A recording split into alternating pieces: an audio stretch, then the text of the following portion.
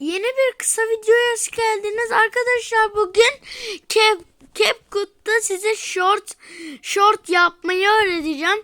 Arkadaşlar bildiğiniz gibi CapCut bu. Şöyle hemen göstereyim. Arkadaşlar şimdi giriyorsunuz. Arkadaşlar reklamı geçip hemen geliyorum. Arkadaşlar reklamı geçtim. Gördüğünüz gibi Ronaldo var. Arkadaşlar kalp atabilirsiniz. Nasıl yapacağız? İlk önce oturum açacağız ama ben oturumu gösteremiyorum.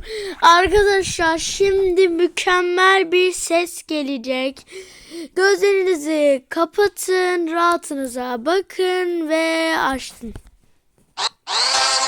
Arkadaşlar bakın abim 34 Mehmet YT ile ben.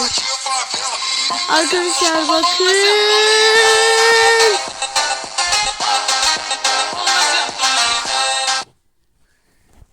Arkadaşlar videomuz bu kadardı. Umarım videoyu beğenip kanala abone olmayı unutmazsınız.